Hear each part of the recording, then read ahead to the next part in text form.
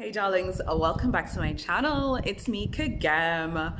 Oh my goodness, you guys, there's so many crazy robbery stories. Oh my gosh, I said the R word on YouTube. I hope I don't get striked.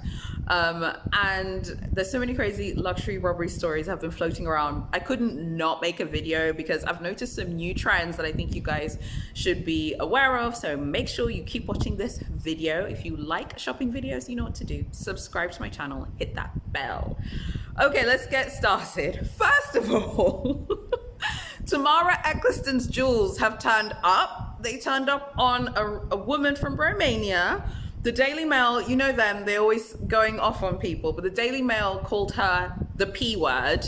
Now, a more classy word for the P word is a courtesan. So take from that what you will, you guys, okay? But apparently the jewels turned up on this woman in the UK. She's like in her late 40s. I think she has a child. She couldn't explain how she got Tamara Ecclestone's jewels. Now, if you remember a while ago, I did a video about robberies in Monaco, I believe, and concerning Cartier. I talked about Tamara Ecclestone's jewels that got robbed. These are those jewels. So presumably, either she was involved in the burglary itself, or she purchased them from a fence or from someone who knew that they were Tamara Ecclestone's jewels. So the last thing that I read, this was on the Mail, was that she was like, oh yeah, but it has nothing to do with me. I didn't know they were Tamara Ecclestone's jewels. And you guys, I know that this gets people annoyed, and I know that this is irritating, but this is why I don't like reselling. I feel like, you know, even in general, I always say this, I'm not a fan of reselling, just as like a general rule in terms of purchasing from a reseller. But this is why I feel like I could only really purchase from say the fashion file, and even fashion file, like, can they 100% prove that they're not reselling stolen goods? And I think that's like a massive issue that's obviously going on, because Tamara Ecclestone and her husband, they were burglarized a while ago. Now these jewels have miraculously turned up again. I mean, my goodness, it's just completely insane. So I heard that story, just thought that was just like wild. But something that's even more wild is this story that's straight out of Hong Kong. Shout out to everyone who is from Hong Kong. There is an influencer from Hong Kong called Mei Yan. I think that's her name. I saw this story, I think it was in The Sun or The Express. You can always trust British tabloids to find these stories. And basically she had like 400,000 pounds worth of like LV, all the luxury brands you can think of, nicked from her crib, okay?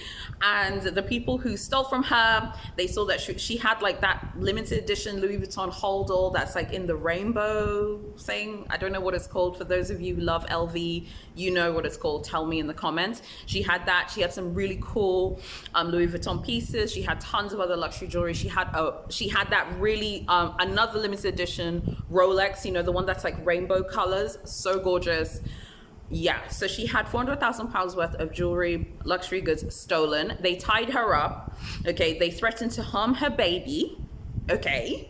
And she was harassed, and this was in her own flat.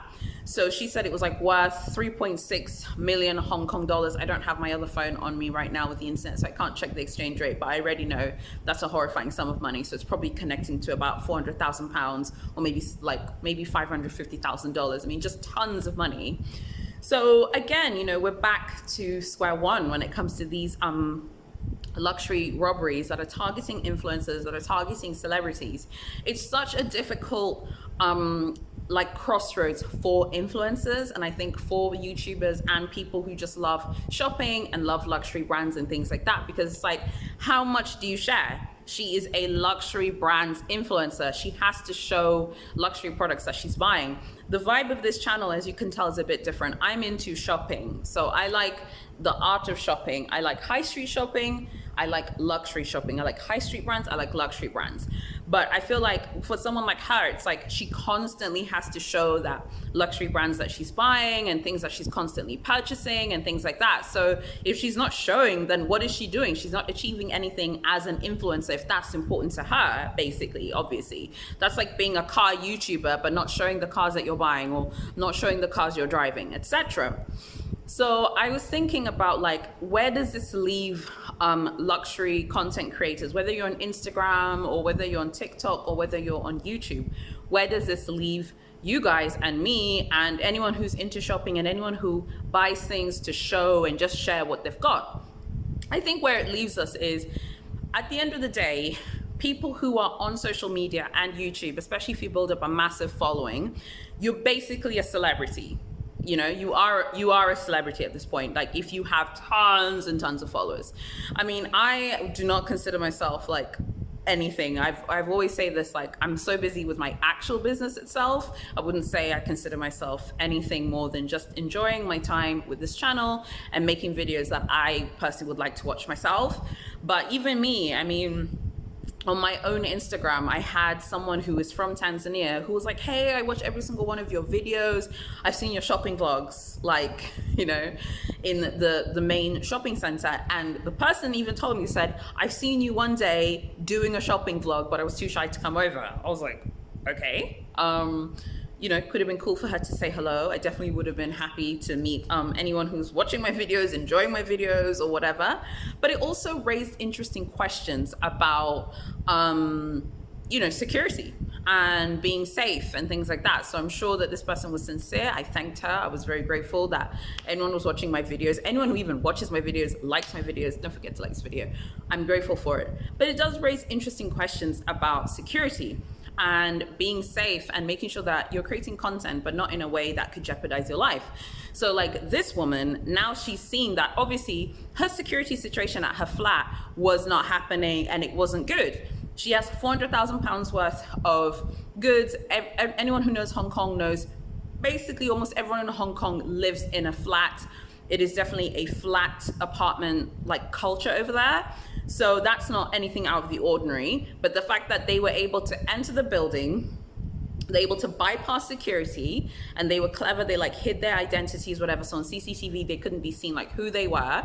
So it's like, did they connect with a concierge? Did they do that on purpose to hurt her? Like, what was the plan that they had? They obviously knew someone in the building, because how could they have bypassed security? And I think that is the problem that we're facing now with a lot of these things, because tons of these like luxury goods robberies are happening. For those of you who love football, there's so many of them happening with football players in the UK. There've been like, I think Harry Kane, who plays for Tottenham Hotspur, he had a £100,000 Range Rover stolen from outside his gaff. I mean, for those of you, I studied it in London, I studied in the UK. So when I hear of these like UK robberies, I'm like, oh my goodness, no way. There's another player who also plays for Spurs called Dele Ali. He also had goods stolen, and he and his girlfriend, his brother and some mates, they were in the house, and these people rocked up in the house, they gained entry to the property, and they robbed them. So that leaves questions again, like, you know, do you need to be a Kim Kardashian West like level of celebrity to take your security seriously? Do you need to be like Beyonce and be like, okay, let me be really, really serious about my security? You know, I think some people do feel like Kim is like over the top and kind of, she just kind of like over eggs it on compared to other celebrities who are really, really famous. But I think the problem is Kim has shown so much of her lifestyle. She has shown so much of like a super, super glossy luxury lifestyle, and I feel like when you show a high-end luxury lifestyle, you are going to attract people who obviously love shopping, love luxury brands. You are going to attract, you know, criminals and thieves, and you're going to attract people who are jealous of you and then want to destroy nice things that you have and don't want you to have nice things. And I think that's something that people should also remember. There are people out there who, maybe if you're a creator, this is like relevant to you, or if you are starting a business, this is relevant to you. Like, you have to be really careful about like not like overdoing it with showing your success. I think that's a massive thing, and it's hard for me to even say that because I'm a Taurus, and I've had to like learn that lesson like slowly, that you have to just be so vigilant about that stuff, unless you are willing to take security to the next level. Like, unless you're willing to have like, you know, 24/7 CCTV at your gaff, or, you know, unless if you're really, really famous, or maybe you feel like you're under threat. Yeah, maybe you do need like security details. I mean, I know people think it's like a joke. I know I sound crazy, but you guys have heard stories about like estate agents being murdered, like, oh yeah, come and show me this house. Okay, yeah, sure, I'm just on the way. And like people have been murdered who are like estate agents selling homes. That is not cool. And there's like an app now for bodyguards, like you can rent your own bodyguard, and like people with normal jobs are hiring these people. So I guess what I'm saying is, like, with these stories, yeah, we share them because obviously I like luxury brands, I like talking about luxury, I like talking about shopping, but I think one of the biggest things that I've just learned is like there has to be a balance in like how you share the things that you have. So like, are you sharing it in a way that is like excessive? And again, as a Taurus, I am a maximalist, I'm not a minimalist by any stretch of the imagination.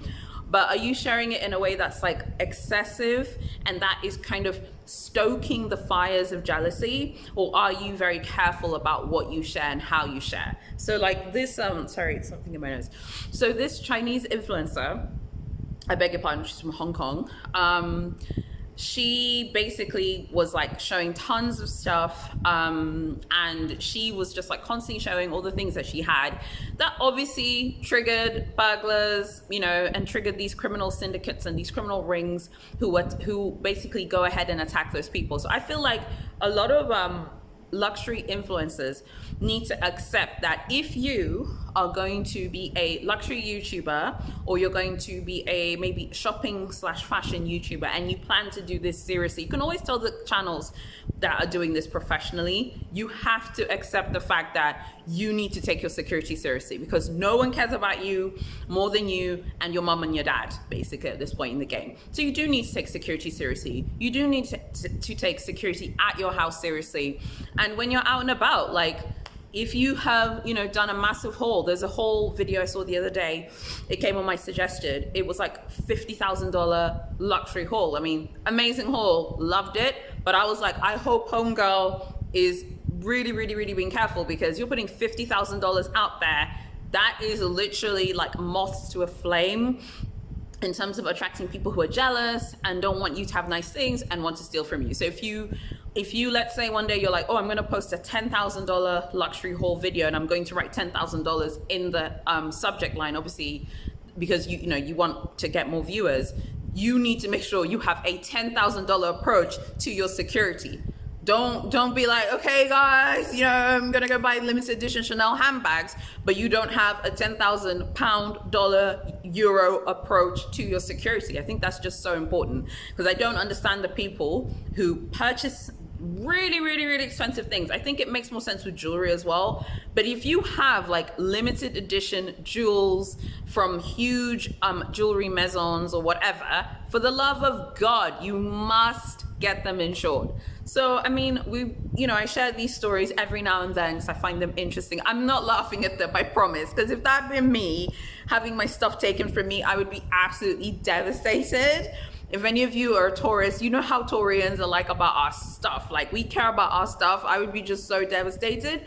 I'm just so glad that no one was hurt or maimed or died, obviously. But I just feel like we need to have a different conversation about luxury influencing in terms of security and moving forward.